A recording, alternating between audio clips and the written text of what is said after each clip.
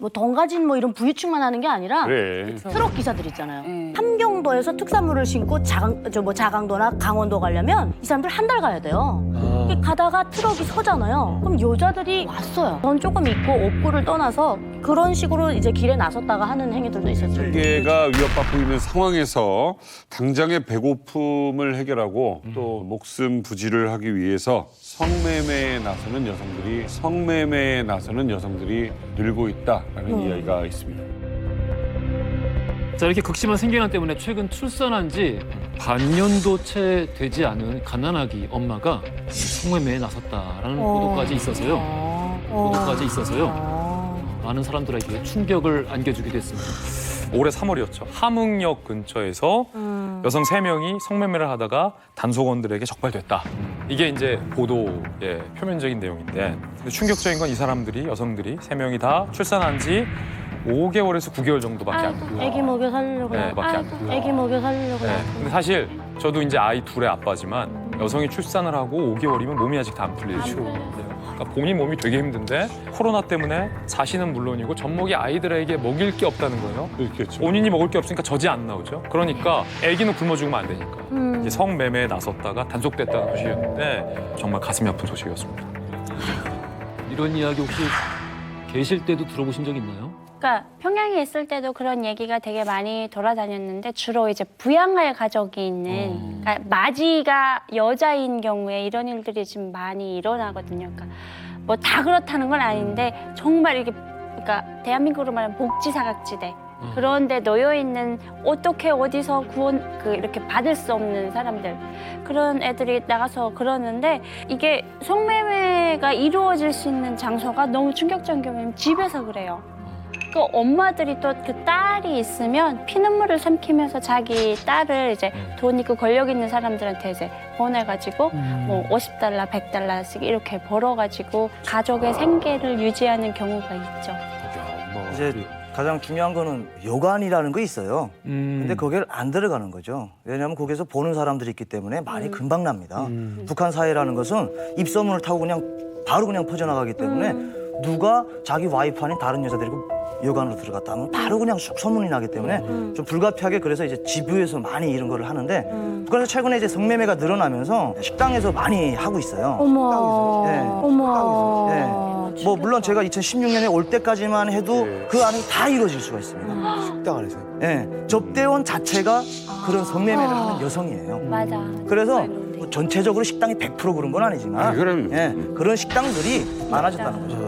근데 이게 옛날에는 이 덜출구를 아까 뭐 말씀하신 장녀나 여자분들이 탈북으로 했어요. 중국에 가서 돈 벌어오겠다. 돈 벌어오겠다. 이런 걸 했었는데 지금 북한 탈북하기가 이제는 불가능하거든요, 거의. 그러다 보니까 할 수 있는 방법이 이것밖에 없다 보니까 지금 이렇게 뭐 아이를 낳은 지 얼마 안 되는 여성들도 이렇게 지금 길에 나와서 이런 걸 하고 있는 것 같은데 옛날에는 이런 여대생들이 평양에 지방학생이 평양으로 올라오면 물가 차이가 완전 하늘과 땅 차이로 나버려요. 근데 북한은 이런 말이 있습니다. 아들이 군대 가면 부모가 13년 같이 군사복무하고 자식이 대학을 가면 같이 대학 공부한다는 말이 있어요. 이건 왜 그러냐면 학비는 없는데 학교에서 내라는 게 정말 많아요. 뭘 내라 엄청 많은데 저희 엄마가 어느 날 너무 화가 나니까 야 너네 학교에서는 엄마 아빠 갖다 바치라는 얘기 안 하던? 너무 갖다 바치라니까. 야 이거 집을 다 허물어도 안 돼갖구나. 이랬어요. 예를 들어서 뭘 갖다 바치라고? 시멘트 바치라고요.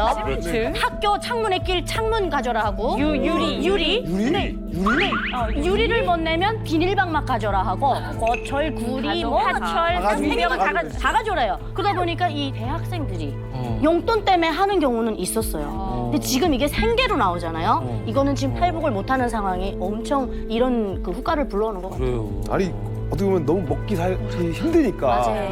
굶어 죽느니 그냥 성매매라도 해야겠다. 애기 죽일 거예요. 그러니까 생각이 나가는 났지. 거죠.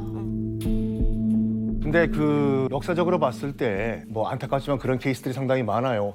팔 거 다 팔고 가지도구 팔고 갖고 있는 뭐 폐물 팔고 맞아요. 다 팔고 그래. 한 이후에 정말 팔 게 없으면 몸을 어쩔 수 없이 팔게 되는 게 1832년 프랑스의 6월 봉기라고 있어요. 이걸 본 게 레미제라블? 레미제라블. 그 이제 그 장발장 나오는 거.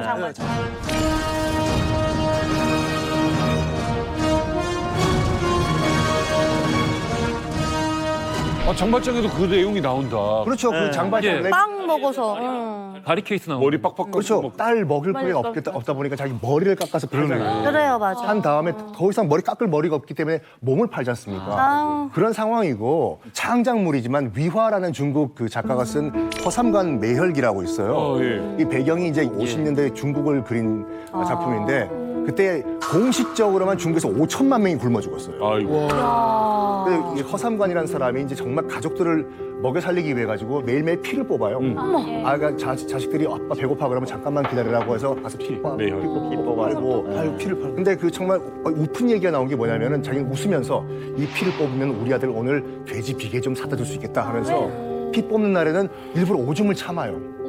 피가 더 많이 나온다는 그 수분이 좀 믿음하에. 많이 들어가려고. 그리고 그 글 보면 이가 실릴 정도로 냉수를 벌컥 마신다. 배가 빵빵하면은 피가 더 나올 것이라고. 수분이 많으니까. 그래서 정말 팔 게 없으면 어쩔 수 없이 몸을 팔게 된다니까요. 최악의 상황이네. 배경을 좀 얘기를 좀 해드릴게요. 사회주의 국가에서는 원래 공식적으로 매춘이 존재하지 않아요. 그 사람들 이데올로기가 뭐냐면은 매매춘이라는 것은 계급사회 사물이다라는 거죠. 우리는 근데 남녀가 평등하고 여성들에게도 직업을 다 주고 라고 하니까 여성들이 몸을 팔 이유가 없다. 이러다 보니까 아예 형법 조항 자체가 없어요, 매매. 그런데 매매춘을 갖다 존재한다는 걸 인정하는 경우 왜 사회주의 국가 정책이 실패를 의미하잖아요. 그러니까 네. 인정할 수가 없는 겁니다. 근데 문제는 뭐냐면 현실이 이상하고 다르잖아요. 현실을 보게 되면은 소련 같은 경우에는 일단은 사회적 노동력을 상실한 약간 장애가 있는 여성들, 그리고 또 한편으로는 약간 부적응자 있잖아요. 왜 사회적 노동에 부적응한 여성들이 있고, 그다음에 북한의 경우에도 나타나는데 그러다 적발된 사람들의 3분의 1이 뭐냐면 싱글맘이었대요. 그러니까 자기가 일을 한다 하더라도 애 키울 돈은 없으니까 그래서 매매춘을 했던 경우라고 하더라고요. 그래서 북한에서도 매음죄가 없었어요. 공식적으로 없고 보니까 2004년에 생겨요, 이게. 그러니까 왜 그랬느냐? 형식적으로 더 이상 감출 수가 없었던 겁니다. 왜냐하면 국가의 배급체계가 무너졌잖아요. 고난행군 때. 여성들이 막 등장하고 그다음에 또 다른 한편으로는 이제 계속 탈북을 하고 그러다 갔다가 또 들어오고 이런 가운데 중국 물자가 들어오고라고 하면서 새로 생긴 게 뭐였냐면 형법 193조 퇴폐적인 문화반입 보관 유포죄. 포르노. 그다음에 194조 퇴폐적인 행위를 한 죄. 그다음에 261조가 매음죄가 이게 들어오게 됩니다. 우와. 소위 이제 성매매 역사를 보면 인류가 존재하면서 계속 있었어요. 수메르 시대에도 있었더라고요. 네, 계속 있었는데 이게 경제적인 가치를 물물 교환을 하게 되면서 성매매라는 개념이 좀 굳어졌다 이렇게 볼 수 있습니다. 그런데 이제 앞서 북한에서 생계난이 심해지면서 그 먹고 사는 문제가 생기고 국가가 통제가 안 되다 보니까 그때부터 몰래 행해지던 성매매가 사실은 공공연한 비밀이 돼서 조직화되고 시스템화되고 하나의 산업이 된 거예요. 이런 표현을 쓰더라고요. 한 논문에서는 2000년대 이후에 북한에서의 성매매는 굴뚝 없는 산업으로 자리했다라고 할 정도로 굉장히 성행했습니다. 보면은 그렇게 불황을 틈타가지고 그림자가 짙어질 때를 이용해서 산업화가 되더라고요. 예. 제가 종민 씨한테 뭐 하나 여쭤보고 싶은 게 있는데 달빛 회사. 달빛 회사. 그러니까 어떤 걸 얘기를 하는 건지 한번 추측해 보실 수 있어요? 너무 막연하니까 제가 힌트를 드릴게요. 별빛, 달빛은 밤에만 볼 수 있습니다. 그렇지. 천체 관측 회사. 그런 거예요? 야식 배달. 족발집. 아주 술집 그래. 북한에 별빛 회사가 있어요. 빵 만드는 회사. 그래서 빵이 별빛빵 이런 것도 유명해요. 귀엽네요. 아 진짜로 제가 야, 어떤 회사입니까? 이 순수하고 귀여운 이름으로 불리는 이 회사는 성매매를 조직하는 회사입니다. 그러니까 조직화돼 있다는 거네, 그게. 성매매 기업인 거예요. 조직이 있다는 이야, 거네요. 이런 이름이 있다고? 왜 기업이냐? 첫 번째, 장소를 제공하는 사람이 있습니다. 그건 장소 맞아요. 제공자가 있고 두 번째, 성매매를 알선하는 브로커가 있습니다. 이렇게 시장이 커지다 보니까 집단 성매매촌이 생겼습니다. 야, 엄마. 근데 가만 놔둔다고요, 북한에서? 진짜 회사는 아니지만 사실상 회사 기업화된 것이죠. 아니 그 뭐 제목이 일단은 그 달빛 회사, 별빛 회사. 사실 어떻게 보면 이 이름이 성매매랑 좀 안 어울리잖아요. 너무 귀여운 이름. 웹툰 제목 같아요. 네, 너무 네. 안 어울리는데 이게 그러니까 왜 이런 이름이 붙여졌냐? 일단은 아까 다 얘기한 것처럼 북한이 어렵다 보니까 여성분들이 여기에 뛰어든 거예요. 그러다 보니까 손님은 정해져 있고 뛰어드는 사람은 많다 보니까 세력 싸움을 한 거죠. 손님을 더 쟁취하기 위한 고객 싸움을 하다 보니까 계속 싸우다가 서로가 이제 합의를 본 거죠. 그래서 이제 별빛 회사는 초저녁에만 영업을 진행하는. 오 마이 갓. 이 우와, 나 정도까지 진짜 됐어? 대박이다. 어머야. 그리고 이제 달빛 회사는 이제 밤 늦게까지 이제 영업을 진행하는 심야 영업을 하는 것처럼. 그러네. 오, 저도 처음 들어봐요. 이 정도로 됐다는 게. 아니 궁금한 게 북한 사람 못 살기 어려운 건 다 마찬가지인데 그 돈을 내고 이용하는 주로 남성 고객들은 어떤 계층이에요? 그러니까 제가 북한에 있을 때 알기로는 그런 계층은 당연히 돈이 있어야 하니까 중상층 이상의 좀 간부나 아니면 간부가 아니래도 장사를 해서 많이 벌어서 던주들이 꽤 많거든요. 그러다 보니까 지역 자체가 평양의 중심가, 한국으로 말하면 강남 같은 지역에 많이 몰려 있는 거죠. 그리고 어마어마하게 큰 그룹이 아니래도 3명만 있어도 이런 사업이 가능한 거예요.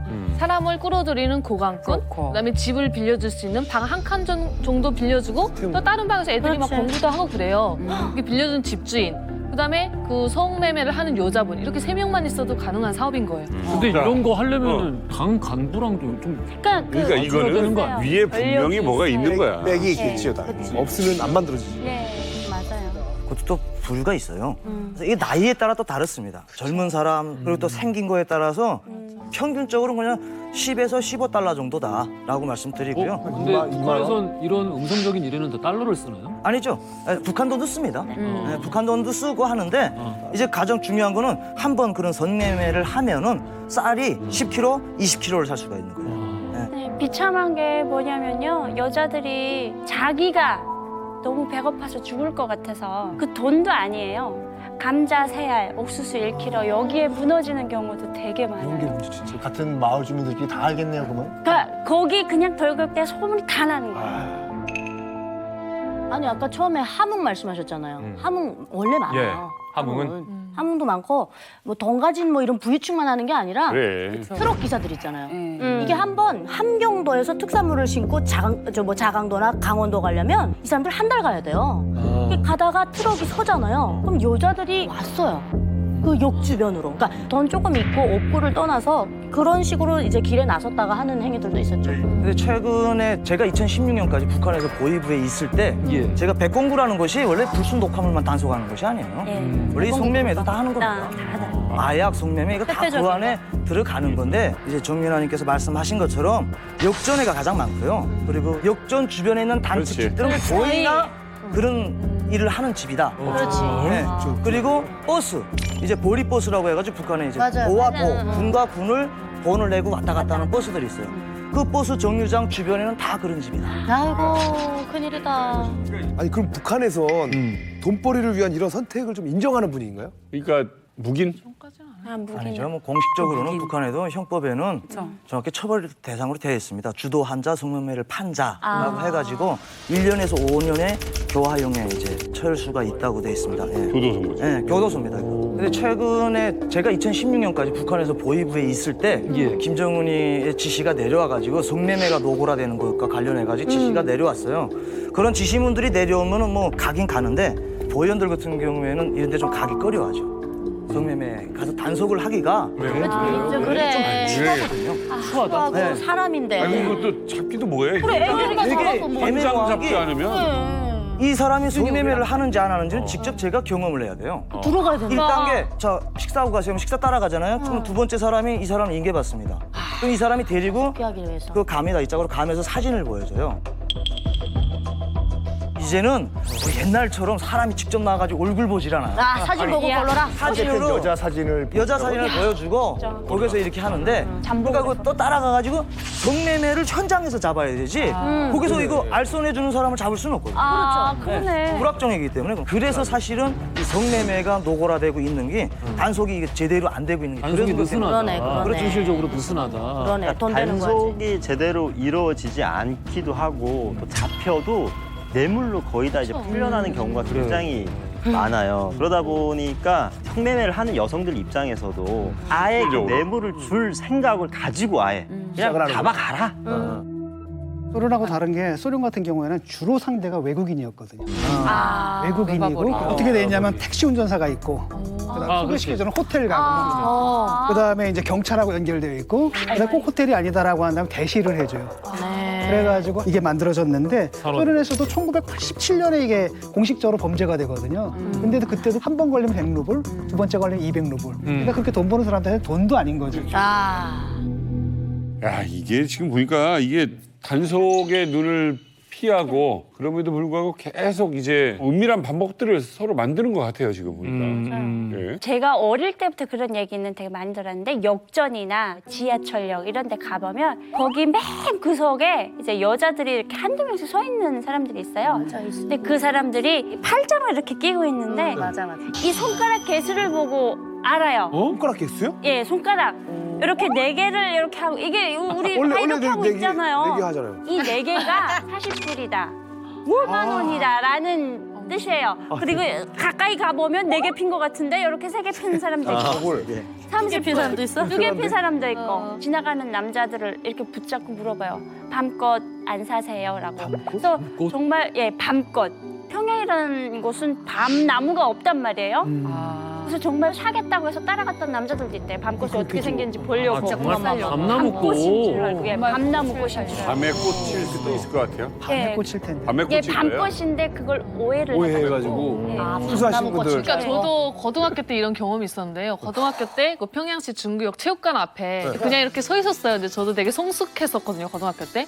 근데 어떤 남자분이 제 앞에 서더니 어머머. 꽃 팔아요? 그러는 거예요. 어떡해. 어떡해. 근데 저는 내가 꽃 들고 있지도 않는데 왜 꽃 파냐고 물어보지? 그래서 되게 신기했어요. 그래서 이러고 쳐다봤더니 아니구나 하고 가셨어요. 그다음에 친구들한테 물어봤더니 친구들이 저 빼고 다 알더라고요. 그게 바로 이런 은어다. 예. 지금은 좀 달라요. 지금은 저렇게 안 하지. 예전에는 이제 옛날이지. 꽃사시오라는 게 뭐 다 꽃사시오라는 법일 것들은 다 알지. 이제 알지. 이제 그래서 지금 꽃사시오라는 은어 자체가 이제 사용은 안 되고요. 옛날이지. 예전에는 뭐 이쁘게 입고 나왔는지 모르겠는데 지금 보기에는 겉으로 보기에는 노숙자 다음 가는 사람처럼 진짜요? 일부러. 그렇게 하고 쳐 나와가지고 아저씨 식사하고 가세요. 그렇지. 쉬고 가세요. 그냥 그런 방법으로 하는 거죠. 많이 대중화되고 많이 떨어졌다. 그렇죠. 그렇게 해가지고 이제 식사하갔다고 하면은 가면서 아가씨 볼래? 이렇게 하는 거지. 꽃사시오. 예전에는 저도 꽃사시오를 들어봤어요. 예전에는 꽃사시오 했는데 지금은 안 합니다. 아주 옛날이죠. 근데 참 그 말씀 들으면서 놀랐다고 새삼 생각되는 거는 장거리 운전을 하는 사람들을 대상으로 하는 네. 알선도 마찬가지고 기차역들 이런. 그렇죠. 뭐 역 주변에 만들어지는 것들, 뭐 식당 주변, 관광지 주변 이런 게 비슷하네. 지금 사회주의 국가인데도 맞아요. 불구하고 맞아요. 예전에 뭐 미국 포함해서 모든 나라에서 맞아요. 또 네. 보여지고 있는 행태 그대로 지금 재현되고 있는 거예요. 맞습니다. 예. 아니 그러면은 좀 위험한 게 이게 불법인데다가 좀 몰래 이렇게 좀 숨어서 하잖아요. 그렇지. 북한에는 이제 우리나라처럼 초등학교 때부터 그런 여성에 관한 이런 교육을 시키잖아요. 그럼요. 교육을 유치원 시키잖아요. 때부터 해요. 근데 북한 같은 경우에는 그런 게 뭐 여학생 실습이라고 해가지고 잠깐 있는 것 같아요. 예. 그렇기 때문에 이 위생 관리 자체가 안 돼요. 잘. 그리고 이 성매매를 하는 사람들이 우리나라처럼 뭐 샤워를 하고 하는 것도 아니고 물이 나와가지고 그렇기 때문에 이제 매독이라고 하는 한병. 피임도 당연히 피임도 안 하고. 피임을 당연히 안 하죠. 이게 제일 위험한 거야. 진짜 위험해. 남자들이 되게 그 콘돔이 풍선인 줄 알고 불고 다니는 사람들도 있어요. 풍선인 줄 알고 불고 다니는 사람들도 있어요. 피임 기구로 갔다가 제가요. 어린애들이. 제가요. 어렸을 때 나도 그랬어. 우리도 어렸을 때 그랬어.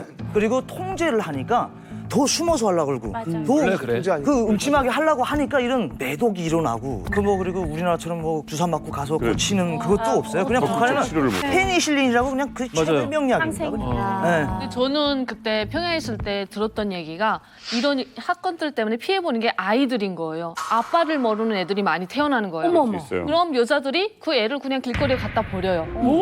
자기 자식인데. 자기 자식인데. 아빠를 모르잖아요. 이런 그래도, 매매를 그래도. 하시는 분들이 애를 낳으면 책임을 안 지는 거죠. 가정살림이 힘드니까. 그리고 그 애들은 그냥 길거리에 방치돼서 다 꽃제비가 되는 거예요. 그래서 어느 순간부터 꽃제비들이 너무 많아지는 거예요, 평양시에. 악순환이다.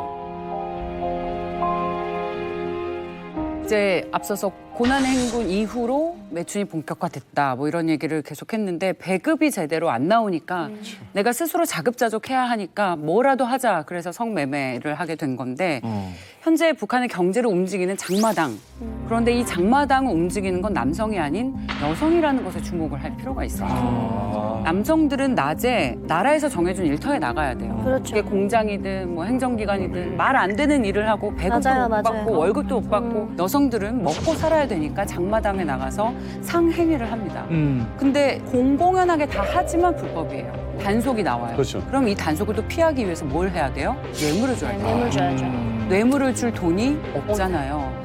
그래서 그 뇌물로 성을 상납하게 되는 거예요. 완전히 인권이 유린되는 그런 결과가 된 거죠.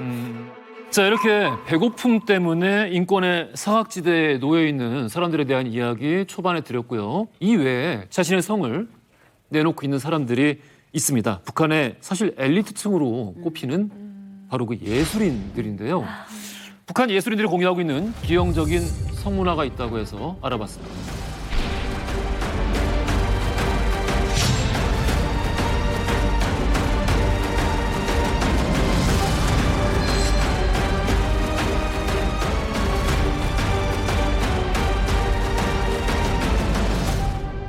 사실 이제 권한행군 시작되면서 제일 먼저 굶어 죽은 사람들이 교원들이에요. 교사들. 하라는 것만 하는 사람들. 거짓식한 사람들이에요. 그래서 자기 털 뽑아서 자기 털구멍에도 못 맞춘다고 이렇게 얘기를 했어요. 야, 기가 막힌 표현이다. 네.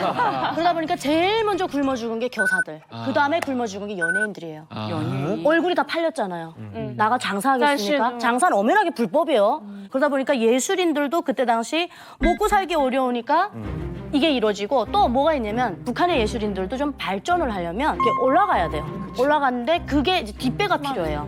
그다음에 우리나라로 말하면 뭐 스폰서. 실제로 어떤 예가 있냐면요. 유키코라는 역을 맡았던 여자가 있어요. 민족가운명에서. 이 유키코는 실제로 제일 교포였어요. 근데 감독이 뭐라 그러냐면 야 우리 권한행군식이니까 어렵잖아 영화 찍기. 너 영화에 나와서 입을 옷들 입겠어? 아 감당됩니다. 그때는 정말 옷이 갈아입을 옷이 많으면 캐스팅 됐다고 할 정도로 맞아. 옛날에 그랬어. 없으니까 입고 나올 옷이. 그 정도로 연예인들의 삶이 굉장히 피폐해진 거예요. 그러다 보니까 이런데 이제 내몰리게 되는 거예요. 거기도 그거잖아요. 그러니까 거기에서 인기 있는 사람 몇 말고는 먹을 게 없다는 거네요. 그렇죠. 예전에 고난의 행군 시기에 북한의 최창수라고 굉장히 유명한 남자 배우가 있어요. 아우 유명한 최창수라고. 우리 옆에 배우죠. 아파트에 살았어요. 근데 이분이 이제 당장 굶어 죽게 됐는데 국가에서 이제 배급이 안 내려오는 거예요. 그래서 예전에 자기가 이제 연기 잘하고 김일성한테 인정받을 때 받았던 집에 TV가 이렇게 친필 사인이 있는 TV가 있었어요. 선물 TV네. 선물 TV. 그걸 둘러매고 장마당에 나온 거예요. 어머 안 돼. 팔만 안 되는 거 아니에요? 네? 안 돼요. 안 되죠. 그랬는데 이제 국가에서 그걸 보고 나서 아 이러면 안 된다고. 제발 집에 들어가라. 우리 쌀 주겠어요. 그래서 집에 들여다 보냈어요. 아이고야. 쌀을 주니까. 그다음부터 그러니까. 쌀 떨어지면 이 양반은 TV만 들러주고 인질이. 이제 인질이네 인질. 아니 근데 최창수 정도니까 선물 TV 들고 나가 팔겠다니까 쌀 줬지. 일반 사람이 그러시면 총살감이에요. 어디 감히 선물 TV를 들고 나가? 맞아, 안 돼, 안 돼. 최창수라는 사람은 북한을 대표하는 인민배우. 이 사람이 그 최덕신 연기도 했던 사람이거든요. 민족과 운명의 그 최덕신 최현덕 편에 나왔던 사람이에요. 이렇게 유명한 사람이 그걸 이렇게 팔아오고 유명한 다니는 거야? 사람이 그런데 먹을 게 없어?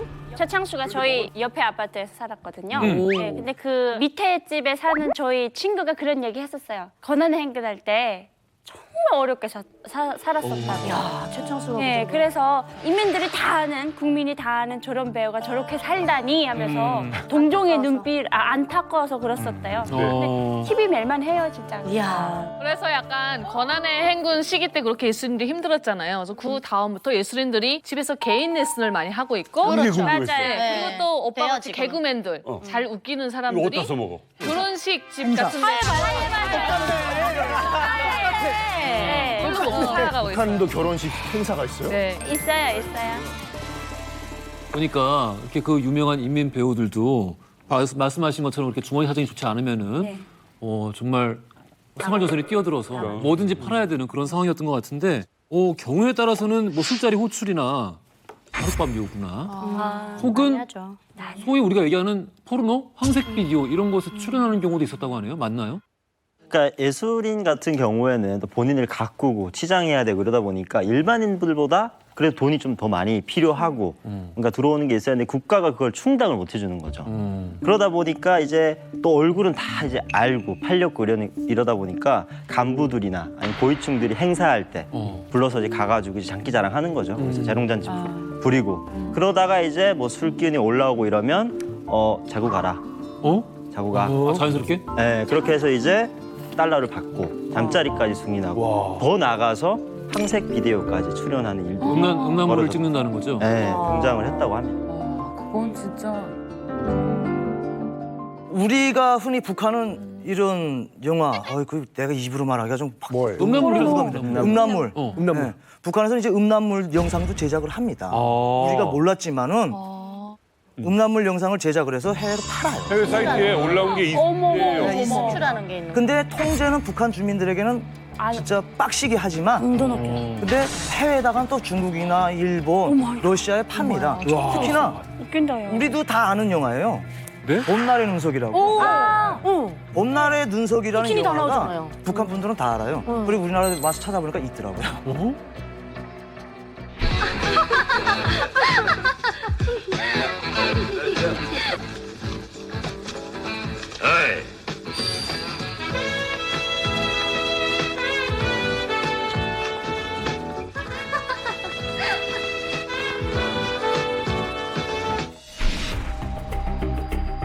봄날의 논석이라는 그 영화가 원래 원판에는 나체가 나옵니다. 여성. 맞아요. 이거 막 캬바리에서 막. 근데 다시 북한에서 그거를 잘라서 편집하는구나. 네. 근데 실제 외국에 하는 거기서 이제 작업을 하는 거. 이런 걸 영상물을 찍어가지고 해외에다 판다는 거죠. 북한도 그런 거야. 야 대박이다. 그러니까 황색물이라고 하는 거는 그러니까 그거죠. 그러니까 기생충 드라마를 봐도 이거는 황색물이라고 하는 건데 평양에서 이런 음란물 이런 게 되게 많이 팔리는데, 그러니까 북한에 들어오는 음란물 비디오 중에 절반은 평양에 들어가 있대요. 그만큼 평양에서 이제 수요가 높은데 문제는 그거를 가지고 있는 사람들을 적발해내기가 되게 힘들고 일단은 줄 때 이거 음란물이야 이렇게 주지 않고 그냥 영화야라고 줬는데 정말 아들, 딸 다 앉아가지고 이렇게 탁 비디오를 틀었다가 어떡해. 뒤집어지는 경우도 있고. 예. 민망하죠. 아니 혼자 사는데 다음날 눈이 빨간 사람 단속하면 근데 일반 드라마 보느라고 빨간 그럴 수도 어디서 있어요. 시간까지 그 예. 장군님 교실을 읽을 수 그렇지. 맞아요. 철원 씨가 어떻게 보면 보이였잖아요. 어때 그거 하면서 봤지? 봤지? 저는 솔직히 음란물 싫어하는 아니, 단속을 하려면 봐야겠죠. 의원들이 다 이러니까. 진짜. 심하게 단속하나요? 아니 보고 난 다음에 이거 어떻게 다 부숴버리는걸요? 아니요. 돌려보겠지. 제가 일단 뭐 과거 북한에서 이제 보이부에 있을 때 백공부라는 곳에 있으면서 단속을 하면은 이거 음란물 가지고 있는 사람들이 진짜 쉽질 않아요. 아. 네. 북한에서는 이제 음란물 영상이 한국 드라마나 뭐 한국 영화보다 처벌 수위가 상당히 높습니다. 완전 높죠. 형벌 자체도 규정이라는 게 있고 교범이라는 게 있잖아요. 통제 기관들에서 따로 만들어요. 거기에 보면 15년 이상입니다. 그리고 이거를 상습범과 그리고 또 일반범으로 보는데 무기징역 상습범 같은 경우에는 사형도 합니다. 그렇죠. 진짜 세다. 음란물을 이거 팔고 사고 하는 행위도 형벌에 들어가기 때문에 그거 자체가 농후하지 않습니다. 근데 이 음란물 USB 하나, 영상 하나가 돈 매매 이 가격이 얼마나 되냐면 50에서 100 합니다. 50달러에서 100달러. 와, 비싸다. 북한 사람들한테 큰 돈이잖아. 완전 비싸다. 그러니까 이거 보는 사람들이 일반 주민들은 안 보는 거죠. 못 보는 거지. 근데 아까 말씀해 주셨던 성매매보다 훨씬 가격이 높네요. 당연히 그렇죠. 원래 위험 수위가 높으면 높을수록 사람들이 선망도는 올라갑니다. 그렇죠. 하지 말라면 더 하고 싶어. 하지 말라는 그리고 이거는 이 영상물을 가지면은 계속 보는 거잖아요. 들키지만 않으면 계속 봐요. 처벌 수위가 음란물은 굉장히 높기 때문에 이거를 구하기도 사실 힘들고 맞아요. USB에다가 다 넣고 다녀서 복사도 되고 그러네. 그래서 이제 유포가 굉장히 많이 되는 위험성이 가지고 있기 때문에 이걸 가지고 있는 사람들이 다른 사람들한테 돌리질 않아요. 정말 큰 믿음이 있지 않죠. 믿음. 신뢰가 있어야 돼. 가족들도 믿기 힘든 맞아. 가정 안 믿어.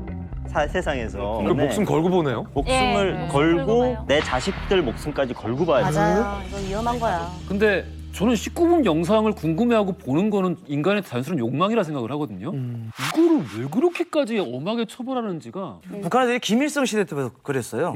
호색, 호주의 사회주의가 망한다. 이건 역사적으로 그래. 그렇게 흘러왔다. 그래가지고 음란물 같은 경우에는 무조건 지금 김정은 시대 들어서면서 더해요. 맞아요. 네. 더해요. 사람들의 세계관이 변하면서 점점 더 통제를 강하게 하고 있습니다. 네. 음란물. 근데 제가 들었던 큰 사건이 있었는데 평양에서 공개 처형을 어마어마하게 크게 하고 또 어린애들까지 다 앉혀서 공개 처형을 하고 그 사건을 또 보고서로 만들어서 돌린 적이 있었어요. 뭐예요? 근데 그게 바로 어떤 남녀분이 네 분에서 남조선 그 19금 영화를 보고 똑같이 찍었대요, 영상을. 똑같이 찍어서 자기들의 그거를 그 행위 영상을. 네, 그거를 우리 북한 사람들이 이런 걸 했다 이렇게 돌린 거예요. 그리고 돈벌이를 그렇게 한 거예요. 아, 그것도 팔았어? 아니 그게 누가 했냐면 북한에 엄청난 원로 배우 유경애라고 있어요. 근데 그 아들이 사이유 그 조선예술영화 촬영소 감독이었어요. 근데 이 권한행군식은 먹을 게 없잖아. 예술인들 막 굶어 죽어 나가는데. 그러니까 아까 그 한국 드라마를 보고 똑같이 제작을 했어요. 근데 이게 직보가 됐어요, 김정일이한테. 그래서 김정일이 야 갖다 공개 처형해버려라 하니까 이 유경이라는 여자는 북한에 공식적으로 조선 예술영화에 처음 참가한 여자분이에요. 그래서 김일성, 김정일의 신임을 굉장히 받던 여자분이었어요. 그래서 네. 편지를 씁니다, 1호 편지를. 우리 아들이 먹고 살기 힘들어서 삐또가 나갔나 보다. 장군님 이거 한 번만 좀 봐주십시오. 이렇게 절절하게 써요. 네. 근데 김정일이가 안 된다. 죽여라 한 거예요. 아이고야. 그래서 유경애가 이런 그 자피를 써요. 뭐라냐면 허무하오. 정말 허무하오.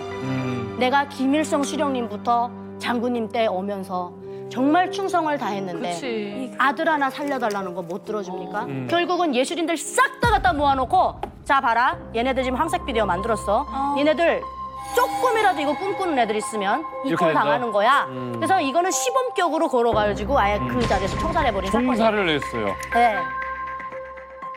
이 황색 비디오 때문에 총살을 당할 만큼 자유가 없는 나라 네. 북한입니다. 우리나라에선 10대만 아니면 뭐 야동을 보는 거 어찌됐든 개인의 자유에 속하는 일일 텐데 북한은 이런 종류의 사생활의 자유조차 허용이 되지 않는 나라인 거군요. 그러니까. 네.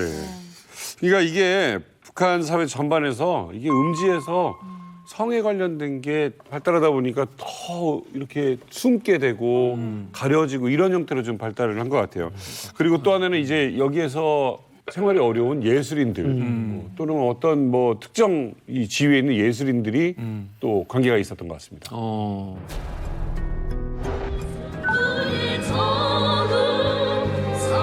자, 너무나도 유명한 은하수 관현악단. 자, 왕재선 예술가. 굉장히 유명한.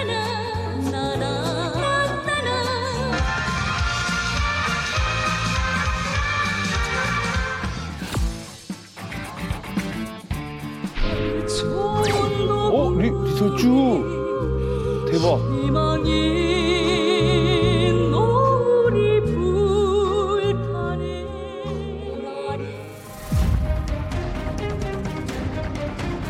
(2013년 9월) 자, 갑자기 사형 사건이 일어납니다. 야,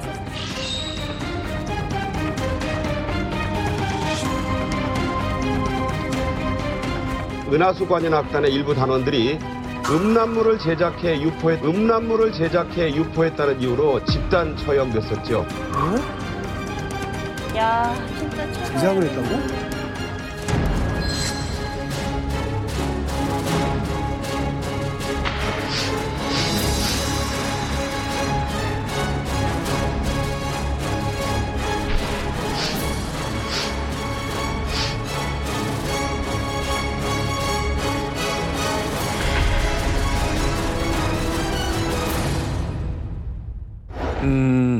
이야. 2013년 9월 아사히 신문이 처음으로 보도를 했습니다. 2013년 8월에 북한이 예술단원 9명을 공개 처형했다. 9명? 이 무려 9명을 공개 처형한 이유는 이겁니다. 불순 녹화물을 시청하고 거기에 나오는 행위를 그대로 따라해서 성 녹화물을 제작했다. 한마디로 황색 비디오를 시청하고 제작해서 공개 처형을 했다는 거예요. 그런데 더 놀라운 건 여기서 얘기하는 예술단원이 누구냐? 앞서 이설주의 은하수 관현악단 그리고 한국에서도 방문을 했던 북한에서 상당히 유명한 왕제산 예술단이 이 속해 있었기 때문입니다.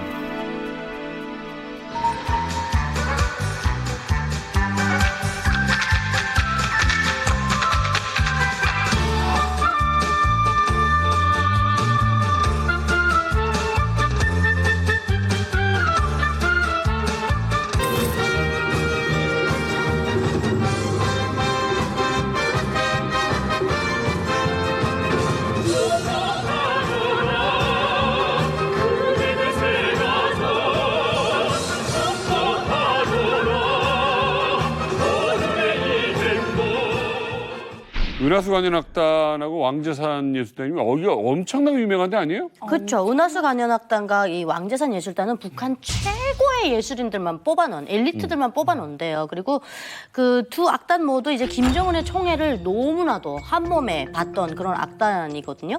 김정은이 아끼는 그러니까 사람들이라는. 지금으로 말하면 김정일. 국무위원회 악단으로 지금 바뀌었잖아요. 그 국무위원회 악단인 거예요. 김정은의 악단인 거예요. 근데 2013년 8월에 이제 이 사건이 터진 거죠. 예. 그래서 이 사건 이후에 은하수 관현악단이 폐쇄가 된 거죠. 이런 정도 악기를 내가지고 여기 은하수까지 와서 1호 앞에서 그렇죠. 공연을 할 정도의 맞아요. 사람들이면 집안이 다른 거죠? 네, 제가 그 예술인들이 사는 동네에서 태어나서 나서 자랐는데요. 딱 보면 부류가 있어요. 음악대학을 가도 다 같이 예술인이 되는 게 아니에요. 그렇지. 은하수까지 가려면 엄청 남이 걸어 다닐 때 나는 뛰어다야지 갈 수 있는 거예요. 그런 사람들이 이런 음란 비디오를 만들었던 게 정말 믿겨지지 않는 거죠.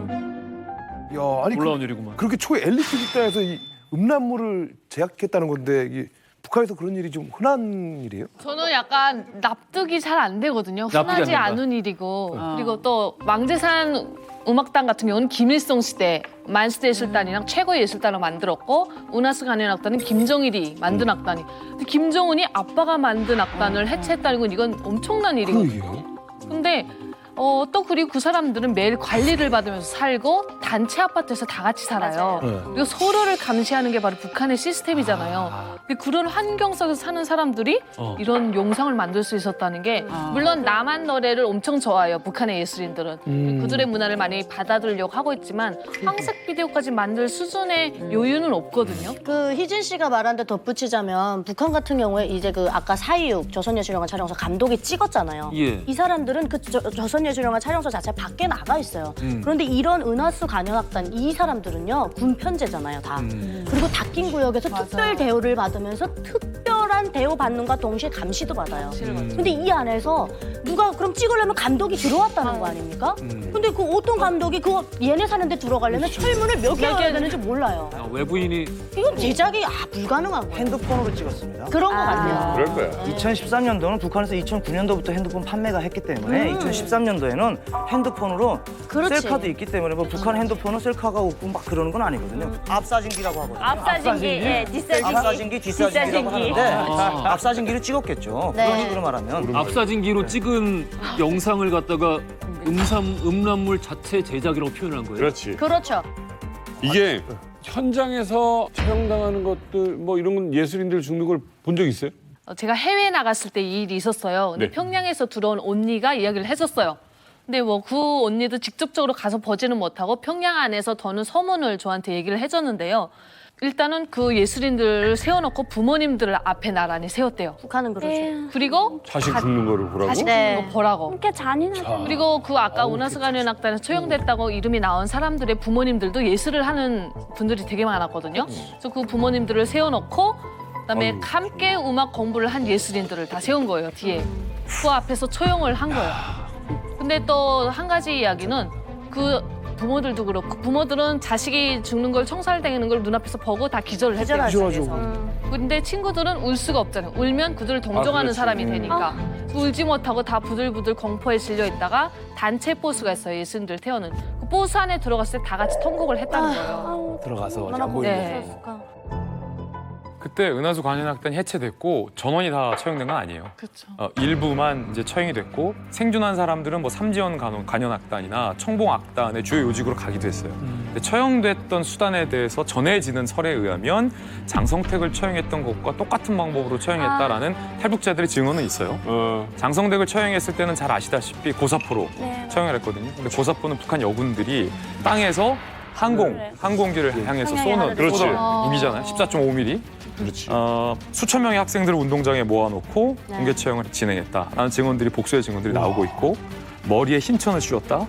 가슴에 이름을 적은 팻말을 적고 은하수 관현악당 중에 몇 명을 끌고 나와서 말뚝에 묶어놨다. 그리고 한 명 한 명 처형을 했다라는 게 공통적인 진술들이고. 야, 이제 진짜 너무한다. 고사포가 이렇게 빵빵 쏘는 게 아니거든요. 아니죠. 뿌르륵 나가. 드르르르르르르 돌아가서 탄피가 막 튀어요. 그래서 증언들에 따르면 한 사람당 뭐 수백 발, 240발 정도의 창탄을 쐈다라는 얘기도 나오고. 미친 것 같아요. 네, 이것도 모자라서 공하고 어디에도 묻힐 수 없다라는 말과 함께 뭐 잔인하다.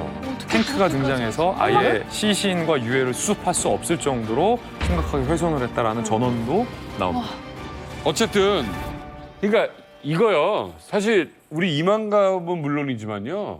별의별 언론에서 이 당시에 다 얘기를 했던 겁니다. 이게 진짜 소문이 돌았던 건 아주 중요한 인물이 끼어있다.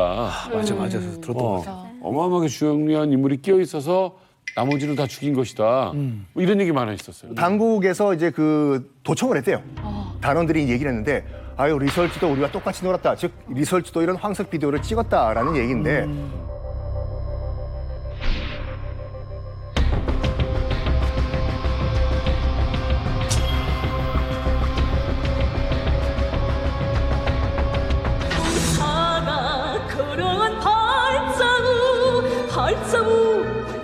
발자국 승리한 어머니 조국이 영원히 기억해준다. 제가 개인적으로 봤을 때는 그게 가능성이 낮은 게 뭐냐면은 만약에 정말 리설주가 주인공인 황색 비디오가 국경을 넘어서 중국에 만약 갔다 그럼 며칠 후에 우리나라에 다 퍼져요 이게. 근데 아무도 본 사람이 없다는 것은 일단 제작이 됐을 가능성이 낮다라는 그런 증거가 될 수도 있거든요. 제 생각이 그렇습니다. 근데 제가 그 평양에서 온 사람들한테 듣기로는 평양 안에서 평양 사람들끼리 이런 얘기를 한대요. 그들이 황색 비디오를 만드는 일은 불가하다는 걸 북한 사람들 너무 잘 알고 있는 거예요. 그래서 왜 그렇게 됐지? 하고 평양 사람들끼리 질문을 계속 던지고 나온 이야기가 리설주가 대학교 때 남자친구도 많이 사귀고 인기도 많았고 그런 증거들이 있대요. 그런 걸 가지고 그들이 얘기를 하고 그래서 그들이 처형을 당했다. 이런 소문이. 리설주가 이제 딱 정치판 무대에 딱 등장을 했을 때 강연회라는 거를 이제 해가지고 저희 당비서가 이런 얘기를 했었어요. 리설주에 대해서 그 멋있는 사람도 부르고 뭐 병사의 발자국도 부르고 하면서 동창들 많이 했던 비디오를 싹 다 회수했어요.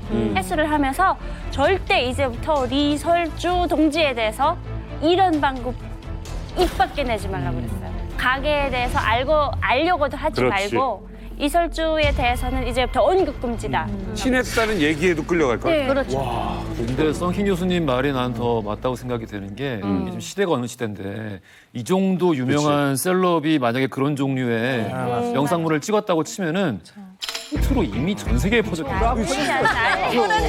당연하죠. 사람들이 다 봤을걸요. 우리도 다 봤을 거야 지금. 우리 K 기자들이 그 소문이 딱 돌아서 취재를 다 했을 거 아니에요. 우리가 전 세계 서버를 거의 다 뒤졌어요. 근데 우리만 뒤졌냐? 국정원도 이미 뒤지고 있었던 거예요. 그러니까 제가 아는 제 취재원들이 국정원에도 있고 저희 뭐 기자들 사이도 있잖아요. 그래서 서로 이렇게 궁금할 때는 또 북한이라는 폐쇄적인 사회에서 리설주가 관련 있는 영상이 있어 없어? 이것만 말해. 있어 없어? 서로 이제 궁금한 거야. 국정원에 있는 정보당국에 있는 그 취재원도 저희 기자들한테 크로스 체킹하고 저희 기자들도 국정원 정보원이랑 크로스 체킹을 했는데 저희들의 결론은 다 뒤져봤는데 없더라. 리설주가 이게 개입이 되어 있다는 건 풍문이에요. 풍문인데 그게 왜 말이 자체가 안 되냐면 리설주는 우리가 알다시피 김정은의 짝으로 김정일이 찍은 거로 알려져 있습니다. 그거는 뭐 김정은이 직접 문재인 대통령 만났을 때도 얘기했다고 하잖아요. 그러니까 그거 정도로 김정일이 이제 그 멋있는 사람을 막 부르는데 리설주를 딱 보는 순간 뭐 이건 북한에서 말이지만 자기의 어머니 김정숙의 얼굴을 많이 닮았다라고 호감이 시작이 됐대요. 근데 이제 문제는 뭐냐면 북한의 이제 뭐 어떠한 위치에 있는 뭐 여성들을 뽑을 때도 굉장히 많은 절차를 거쳐요. 수천여인가 출신 성분은 뛰어난가.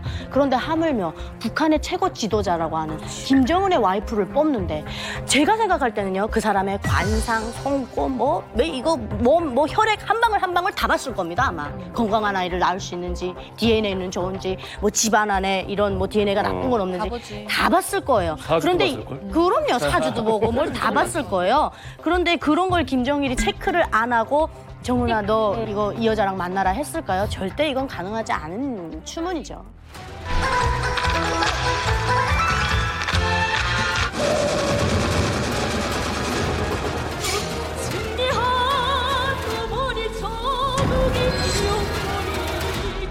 그것만 봐도 그렇게 잔인하게 만약에 처형을 했다면 황색 비디오 보고 그걸 따라했다고 그렇게 처형을 하는 거 아니야. 뭔가 체제에 반환되는 행위를 했기 때문에 그러는 거예요.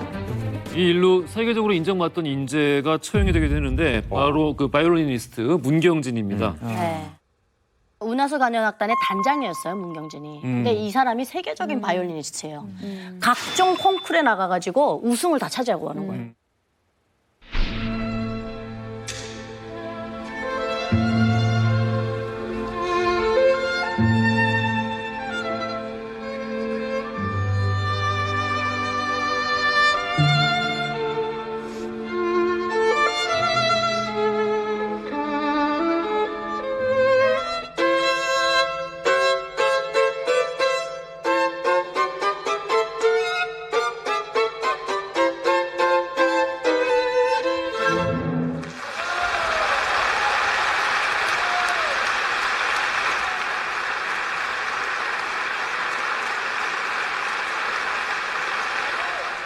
이 어떤 인물이냐? 바로 김정일에게 직접 우리 그 스트라디바리우스라는 굉장히 그 고가의 명품에 굉장히 잘 알려진 바이올린 있지 않습니까? 몇 억이죠? 그렇습니다. 수십억의 가격이죠. 몇십억이죠. 예. 고장난 이거를 직접 김정일에게 선물 받았을 정도. 그런 국가적인 어떤 그 문화재에 가까운 인간 문화재에 가까운 사람이었는데 처형을 당한 것이죠. 그러니까 그 북한 입장에서는 굉장히 인재거든요.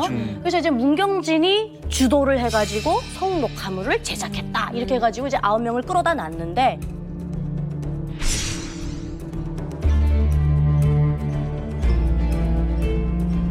그때 이제 그 당 간부들이 이런 말을 하죠. 장군님, 문경진 같은 이런 훌륭한 이런 아티스트는 한 세계에 나올까 말까 합니다. 제발 문경진을 죽이지 맙시다라고 이제 건의를 드려요. 그러니까 건의를 해요. 근데 김정은이 무조건 죽이라라고 얘기를 하거든요. 이게 뭔가 있네. 그래서 이게 그러면 어떻게 된 거냐 해가지고 이제 나중에 밝혀졌는데 그 북한에 이제 거위직에 계시던 분이 탈북하신 분이 있어요. 근데 이분이 뭐라고 하시냐면 문경진과 그 외에 이제 은하수 관현악단의 멤버들은 김정은의 정말 최정예 예술인들이잖아요. 이들을 해외에다가 유학을 보냈었어요. 북한에서. 근데 문경진은 어디로 나가냐면 나가거든요. 근데 여기서 뭘 접하냐면 성경책을 접하게 돼요. 근데 이게 정말 애석하게도 문경진은 굉장히 빨리 하나님을 받아들여요. 그래서 이 성경책을 숨겨가지고 북한에 들여옵니다. 들여와갖고 혼자만 보지. 그걸 또 멤버들에게 나눴어요. 전도했구나. 말씀 얘기를 하고 성경책 얘기를 했는데 이게 이제 어떤 경우냐면 이제 김정은이 앞에서 무릎을 꿇고 장군님 잘못했습니다. 뭐 빌어야 되는데 지금 끌려가는 마당에서도 문경진 계속 웃는 거예요. 그러니까 이거를 주여 데려가시옵소서. 그래서 김정은이 그때 이놈은 살려둘 수가 없다. 북한에서 종교는 공개 총살입니다. 그거는 김부자를 완전 그냥 무시하는 게 돼버리니까. 그래서 성녹화물은 아까 우리 말씀하신 것처럼 핸드폰으로 찍었는데 이거로 그냥 몰아붙여서 덮어 씌운 거예요. 근데 왜냐면 종교를 믿고 종교를 전파했다라는 것만으로도 이미 사형감인데. 근데 그거를 안 됩니다. 할 수가 없어요 북한에서는. 이제 제가 조금 타당성이 있는 거는 북한의 죄목이라는 걸 공개적으로 발표하는 게 있고 발표 안 하는 게 있습니다. 그래서 슬쩍 엎어 씌웁니다. 네. 그러니까 이제 성경책을 봤다 하면 그건 한 명 앞에서 총살하는 게 아니고 대중을 모여놓고 총살하는 거기 때문에 성경이 뭐야 사람들이 의혹을 불러일으키죠. 그렇죠. 네, 그렇기 때문에 그냥 밀어붙여 하고서 그냥 죄목을 그냥 그걸 뒤집어 씌우는 거죠. 자, 북한 주민들의 생계를 위해서 성매매에 나선다는 이야기로 오늘 첫 번째 이야기를 꺼냈었고 예술인들이 사생활 박탈로 정말 기이하기 짝이 없는 성문화의 희생양이 되고 있다라는 말씀을 드렸었는데 사실 이 모든 현상들의 위에 김 씨 일가 또 이제 일부 고위층 그들만의 성적 만행이 존재하고 있었다라는 정리를 할 수 있을 것 같습니다. 네, 뭐 이런 것을 선명하게 보여주는 것이 바로 이 기품조라는 조직이 아닌가 싶은데요. 정작 알고 보면 북한은요 아직도 북녀 체제 같은 게 있어요. 현대판 네, 지금도 당연히 있죠. 북녀죠. 왜냐하면 누군가를 뽑아가서 어딘가에 가둬놓고 아무 남자도 만나면 안 되고 결혼해도 안 되고 그냥 거기서만 살아야 돼. 혹시 이거야말로. 기품조 이야기. 그런 얘기 아니냐. 북한에서는 3대 세습을 하는 게 김 씨 일가 말고 더 있습니다. 바로 기쁨조. 할아버지, 아버지 본인에게 이르기까지 기쁨조라는 이 문화를 계승하고 이어오고 또 발전시켜서 자신에게 맞게 계승하고 자신에게 맞게 그것을 계속해서 새롭게 발전시키고 있는데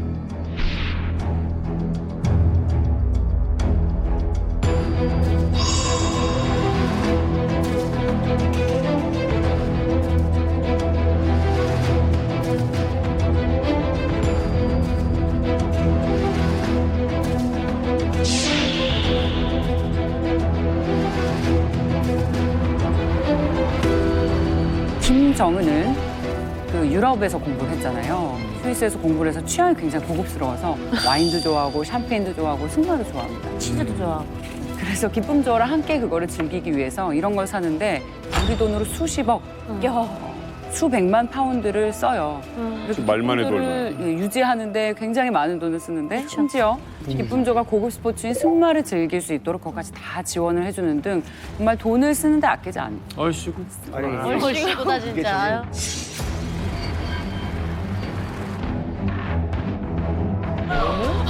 뭐 중국에서 비싼 거 바토벨트나 코르셋. 아니 그렇게 다이아몬드 박혔어요. 그러니까 맨날 그 기쁨조 들어가지고 뭐 그런가 보다라고 넘어가는데 이게 굉장히 창피한 일이에요. 가정적으로. 이게 왜냐면 20세기, 21세기에 나라가 운영하는 관기 시스템이 있다는 거예요. 이게 그렇죠. 말이 안 되는 거예요. 그렇죠. 관에서 유지하는 기생 시스템이 있다는 게. 그렇죠. 이게 기쁨조가 어떻게 출발했냐면 처음에는 김일성의 만수무강을 축원한다면서 만수무강조로 이제 출발을 했잖아요. 근데 김정일의 사실 어떻게 보면 개인적인 욕구를 채우기 위해서 공식적인 여자들이 필요했던 거죠. 그러니까 장성택을 시켜가지고 공식적인 걸 좀 만들어보자 해갖고 특각을 엄청나게 지어놨는데 이게 간부들의 말에 의하면 뭐였냐면 김일성이 죽은 것이 묘향산 특각에서 죽었는데요. 예, 맞아요. 그동안 지어놨던 특각들 다 뺏어온 거예요. 그리고 미처 관리가 안 되니까 권한행위식이 이걸 또 오픈한 것도 또 엄청 많아요. 그냥 막 오픈했어요. 이제 그 외국인들 들어오면 숙소로 쓸 수 있게끔. 그리고 이제 김정은 들어서면서 좀 조용한 것 같더라고요. 그래서 제가 보면서도 김정은은 좀 뭔가 할아버지, 아버지가 했던 불미스러운 일들을 좀 하지 않으려나 보다 생각을 했는데 그때 시기에 이 2016년도인가 17년도에 이 속옷을 엄청 사들여 갔거든요.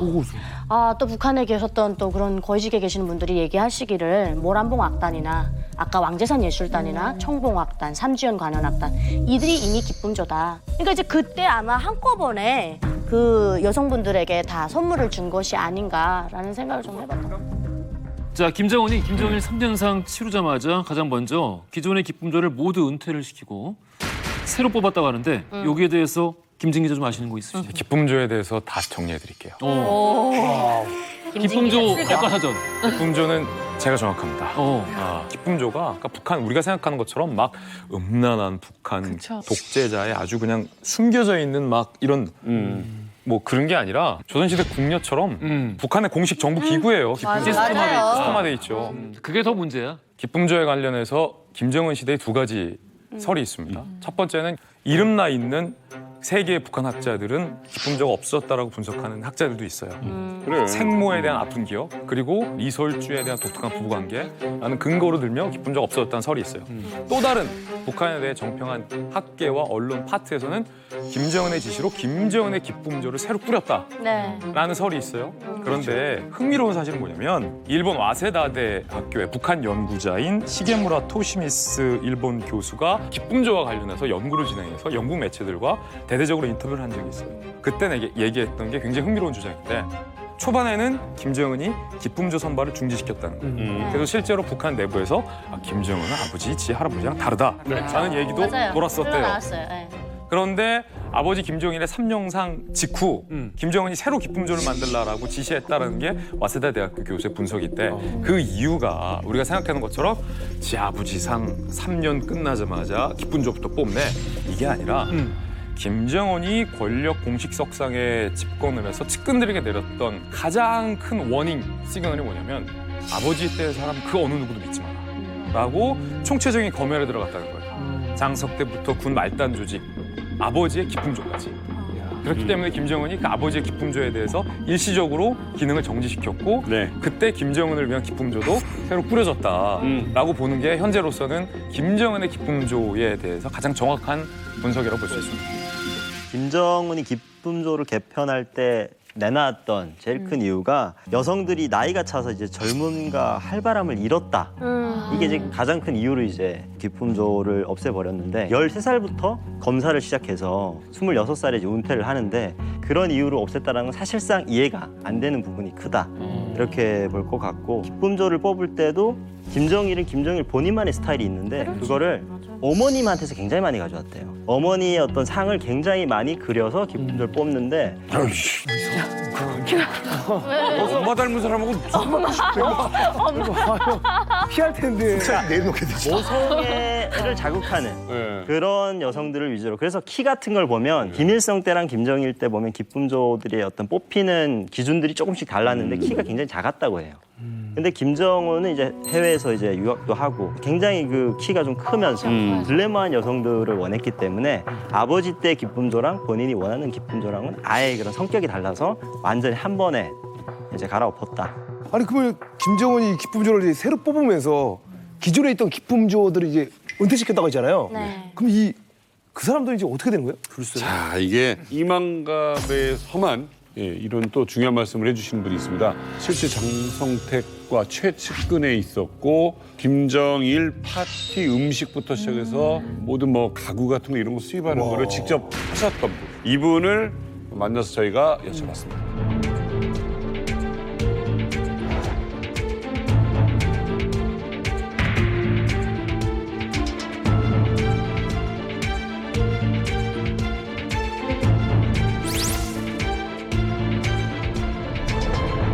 저는 북한에 있을 때 장성택 부장과의 특별한 관계에 의해서 권력 가까이까지 가봤던 강태석이라고 합니다.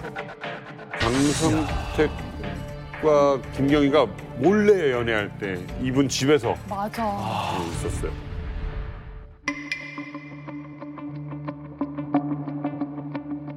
원래는 기품조가 만 25세면 제대입니다. 25세 제대되면 첫째는 다 고향에 보내요. 고향에 보낼 때 선물 시계부터 결혼할 수 있는 모든 여성들이 갖춰야 될 옷까지도 심지어 화장품까지도 아예 잘 꾸려 보내주죠. 고향으로 보낼 때 이게 비밀을 누설할 수도 있잖아요. 비밀 누설 못하게끔 각서딱서죠. 철저하게. 그 비밀 누설했다는 귀신벌레 잡아가는 거예요. 그렇지. 말 못하지. 해임된 기품조 여성들이 한 수십 명에서 수백 명 가량 될 것 아닙니까? 이런 분석이 있어요. 당시 고려 호텔에 이들을 숙박시키면서 몇 날 며칠 보안 교육을 시켰던 거예요. 근데 이거는 어찌 보면 당연한 일이에요. 왜냐하면 아버지 김정일을 지근거리에서 보좌했던 여성들이기 때문에 은밀한 이야기들, 비밀스러운 이야기들을 고향에 내려가서 하방에서 입이라도 잘못 놀리면 안 되는 거거든요. 북한의 체제 유지와 관련된 것 때문에. 그래서 그 여성들에게 세게 보안 교육을 했다라는 분석이 있고 그때 그냥 말로만 보안 교육하면 역작용이 날 수 있잖아요. 그래서 그 여성들에게 선물과 달러도 두둑하게 챙겨주고 입단속을 시켰다 이런 얘기들이 많이 나왔습니다.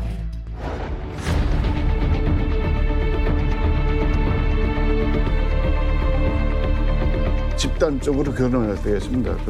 김정일이 허위사령부 젊은 사람들 장악할 때 그 아가씨들 사진들을 이렇게 해서 책상에 대는 옥수들이 하나씩 마음으로 골라라 해서 하나씩 고르면 당의 명령이니까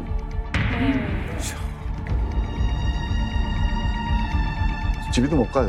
고쳐가서는 울타리 그 가래 아파트 허위사령부 아파트 따로 있습니다. 그 철저하게 잘 보장해 주죠.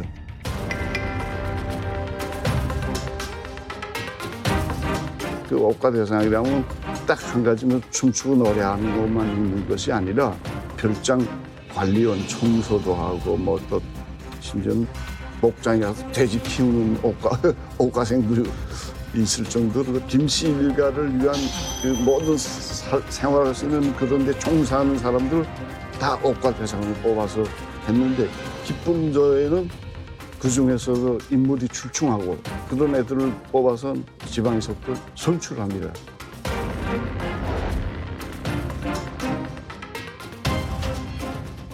기쁨조 이 공식적인 명칭은 그냥 중앙당 조직지도부 간부 억가예요. 그러니까 어떠한 그냥 조직기구 하나고 쭉 뽑아다가 뭐 특각에다 세워놓기도 하고 뭐 밭을 관리하기도 하고 별 억가가 다 있어요. 그러니까 억가라는 건 그냥 포괄적으로 봐야 되고 정작 김부자를 이렇게 친밀하게 할 수 있는 사람은 몇 안 되는 거예요. 저는 이거는 들었어요. 그러니까 어릴 때 이제 한 초등학교 4, 5학년 때 이제 기쁨조 후보가 됐는데 나중에 이거 빠지려고 아버지가 백 써가지고 이거 빼주는 얘기들 많이 들었어요. 북한에서는 거의층의 자녀들이 기쁨조를 가는 일이 없어요. 왜냐면 오히려 조나 수혜씨처럼 해외 나오고 싶어요, 그들은. 식당에 뭐 취업을 네, 하고. 자유롭게. 왜냐면 기쁨조에 가서 어떤 걸 그들이 더 잘할 거잖아요. 그러니까 자식들을 귀하게 키워서 보내고 싶지가 않아서 뇌물을 줘서라도 무조건 빼내요. 그러니까 백 있는 사람들은 이렇게라도 하잖아요. 근데 백 없는 사람들은 이거 실제 있었던 얘기인데 딸이 19살에 이제 고등학교를 졸업하고 방직 공장에 취업이 됐는데 어느 순간 갑자기 중앙당에서 올라와서 신체 검사를 쫙 하더니 집에 내려가서 아빠 엄마한테 인사하고 와라. 이제 오빠로 승강에 올라간다. 뽑아가는 거예요. 네, 그래서 아빠가 그날 밤으로 자기 공장에 있는 남자를 데려다가 그날 밤으로 약혼을 시켜버리고 잠자리를 아예 그날 밤에 만들어버린. 대박이다. 아니 근데 얘기를 듣다 보니까 온과에 대한 얘기를 듣다 보니까 아니 북한은 사실 조선 역사에 대해서 굉장히 무시하잖아요. 근데 얘기를 듣다 보니까 이거 완전 연산군 시대 최고 맞아. 그러니까 맞잖아요. 조선 27명 왕 가운데서 가장 최악의 폭군 연산군이 가장 폭군으로 기억이 되는 게 뭐냐면 여자를 굉장히 좋아했어요. 좋아하면서 뭐 했냐면 전국에 있는 모든 미녀를 다 갖다 뽑아서 나한테 바치라 하면서 전국을 조선 팔도를 다 돌아요. 가가지고 이쁘다고 생각하는 여자들은 솔직히 실제로 납치를 해와요. 납치를. 그러면 당연히 아빠는 그날 저녁 결혼을 시켜버려요. 그러니까 지금 나온 에피소드가 다 연산군 때 얘기야. 맞아요. 와. 정말 그 중에서도 베스트 오브 베스트. 진짜 이쁜 그 뭐라고 할까 여인들은 흥청이라고 뽑혀가지고 이 그 연산군과 놀아나거든요. 여기서 나온 게 흥청망청. 흥청망청. 이것 때문에 나라가 망했다고.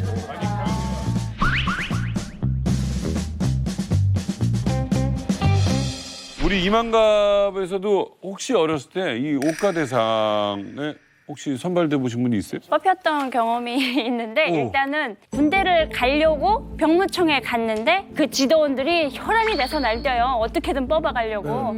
그래서 뽑혀서 가긴 했는데 신체 검사만 한 8번을 한 것 같아요.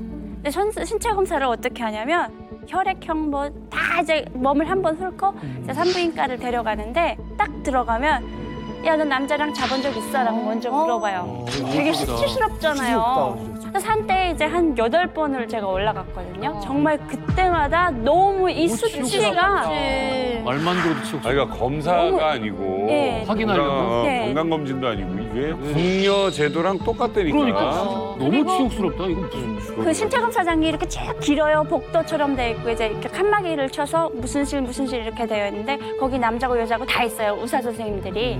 저기서 저기까지 가야 되는데 옷을 내가 여기서 입고 저기 가서 떠먹고 하기 힘드니까 애들이 그냥 다 벗어요. 그리고 겉옷을 이렇게 앞으로 이렇게 가리고 다녀요. 예, 그걸 또 보려고 나오는 그 간부들이 있어요. 키득키득거려요. 옆에서 쟤는 어떻다, 쟤는 어떻다 이렇게 말을 해요. 다 들려요.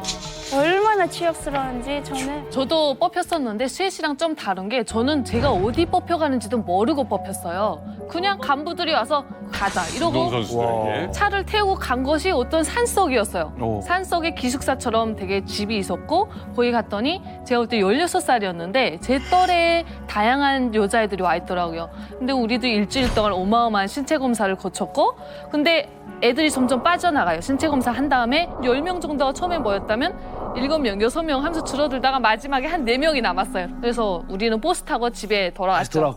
그래서 약간 선수생활 할 때 수중 발레 하는 친구들이 되게 예뻐요. 어렸을 때부터 또 부모님들 외모까지 보고 뽑는 친구들이기 때문에 그래서 계속 뽑으러 오는 거예요, 간부들이. 우리 훈련하는데 막 이만한 간부들이 계속 들이닥치니까 코치들이 당황을 하는 거예요. 그래서 어느 순간에 우리한테 코치들이 야, 쌍꺼풀 수술해, 문신해 이런 거를 요구를 했었어요. 문신을 하라고요? 왜냐면 그런 문신이나 안 쌍꺼풀 되죠. 수술이 있으면 탈락인 거예요. 오빠를 안 데려가니까. 무조건 자연미인이 돼야 돼. 네, 일부러. 농촌에서는 가지 못해서 한다는 거. 그렇지.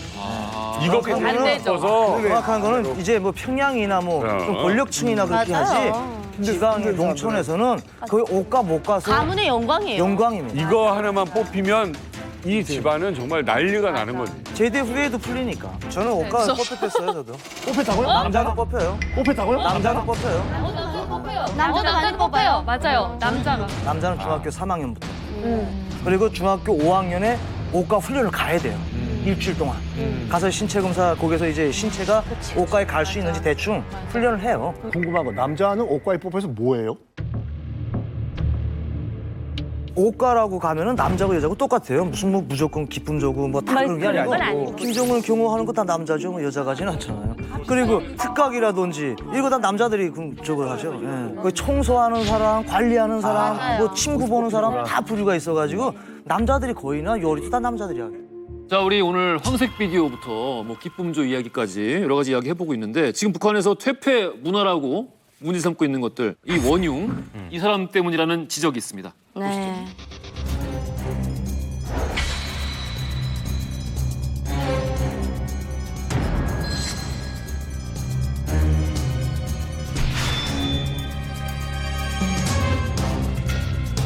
김정일 권력이 강화되면서 70년대 중후반에 돌아서 김정일이 특별한 지시가 있었어요. 간부 사업과 여성 문제는 별개로 보라. 장성택이가 원래 있던 그 김일성의 기쁨조를 더 업그레이드 시켜가지고 김정일을 위한 기쁨조를 만들었죠.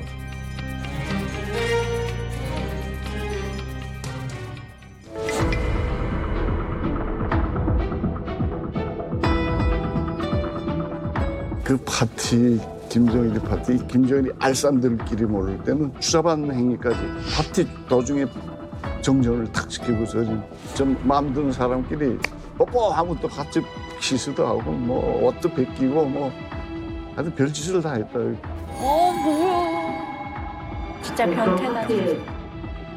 거긴 그 최대의 영광으로 생각하니까 몸과 마음뿐이나 성까지도 그건 최대의 그 영광으로 생각해요. 그야말로. 이런 기쁨조가 생겨나면서 이렇게 북한의 문화나 성문화가 시작이 됐다고 보시나요? 그렇죠. 원래는 안 그랬습니다. 김일성 자체가 조선민주인민하고 헌법 자체를 그렇게 엄격하게 만들었습니다.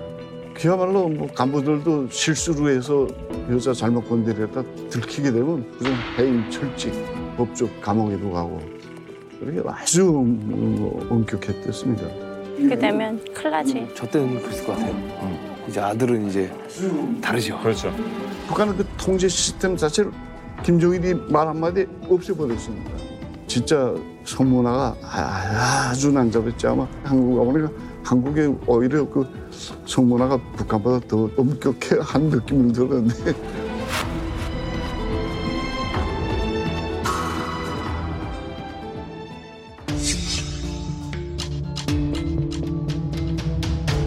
우선 간부들이 이쁜 여자는 자기 시화에는 이쁜 여자는 간부들이 다 넣죠.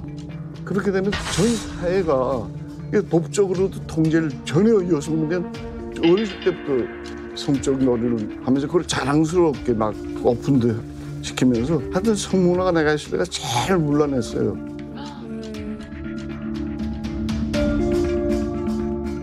특히 그 강원도 원산에 가게 되면 총련 휴양소라는 게 있었습니다. 이게 중앙당 39호실에서 관리 운영을 했는데 그 39 실장이 아지트를 꾸렸더만 어느 정도 가면 우선 철저히 비밀이 보장되고 사우나, 뭐 수영장, 카라오케, 춤 즐길 수 있는 그 시스템이 100% 갖춰져 있죠. 안마로부터 서비스를 하는데 하여튼 뭐 여자 성은 뭐 그건 뭐 100%고 완벽하죠. 뭐. 별장 성급대 별장 성급. 기품조 같은 경우에 이제 우리나라에서 처음 공론화가 된 계기가 이제 분당에서 총 맞고 이제 사망을 한 그 김정일 처조카 이제 이한영 씨가 쓴 대동강 로얄 패밀리라는 그 수기가 있어요. 자기가 어렸을 때 보았던 김일성과 김정일의 기품조 문화를 쓴 내용이 있는데 일단 그 김일성 같은 경우에는 그렇게 심하지는 않았대요. 나름 그 소셜리스트 페미니즘이라고 해서 사회주의 페미니즘을 약간 중요시 하다 보니까 파티를 해도 정말로 몇 명만 불러가지고 비공식적으로 또 비정기적으로 이게 이제 체계화된 게 아들인 김정일이 다음 후계자로 공식화되고 최측근 파티라는 걸 시작한 거예요. 비정기적으로 시작하다가 이걸 우리 한번 공식적으로 한번 매년 정기적으로 해볼까? 이게 기쁨조의 시작이라고 하죠. 정적으로 이용한 거라고 봐도 되겠네요. 그렇죠. 말씀하셨듯이 이걸 가지고 김정일은 파티 정치를 했다. 그렇게 얘기를 할 수 있어요. 그러네. 이 와중에 파티 엄청 좋아했거든요.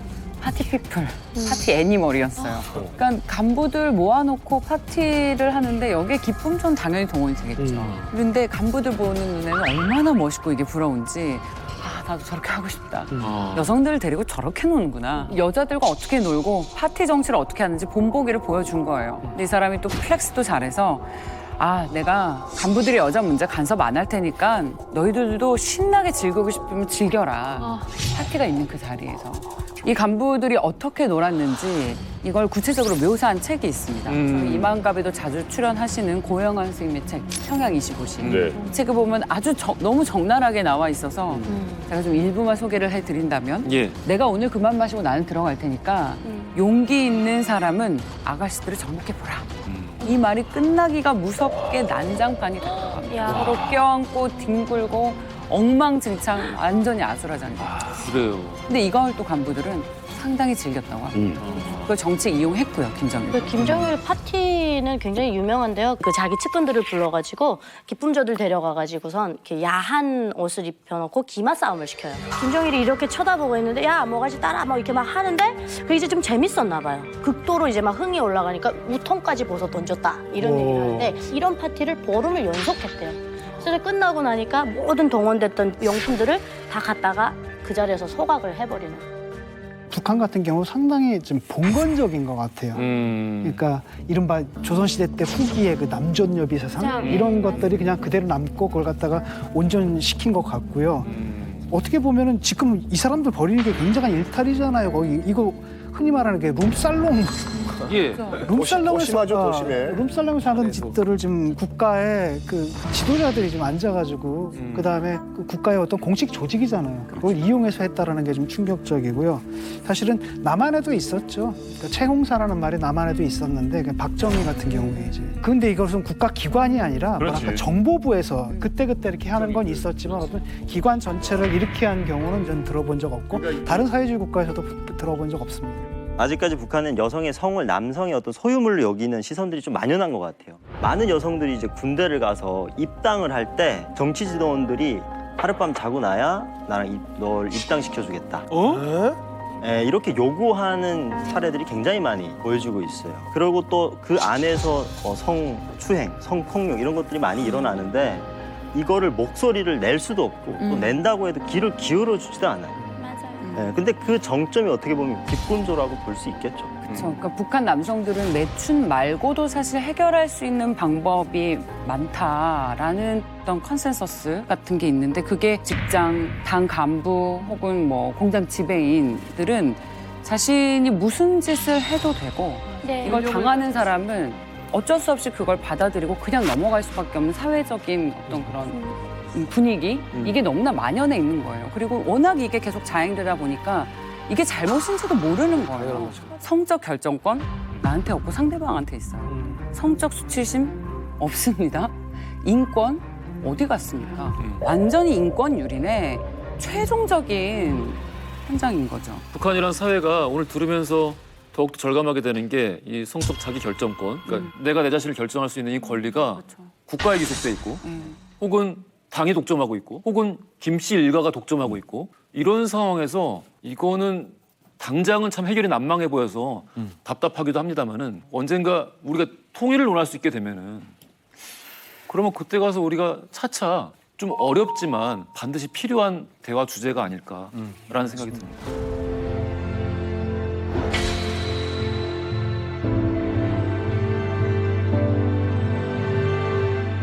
앞으로도 저는 그래 북한의 체제가 유지되는 한은 영원히 저건 없어지지 않으리라고 봅니다. 독재자들이 가장 자기 권력을 휘두르면서 가장 즐길 수 있는 방법이 그 기쁨조라 그런 걸 만들어 놓고 즐기기 때문에 저 정권이 유지되는 한은 절대 없어지질 않아요.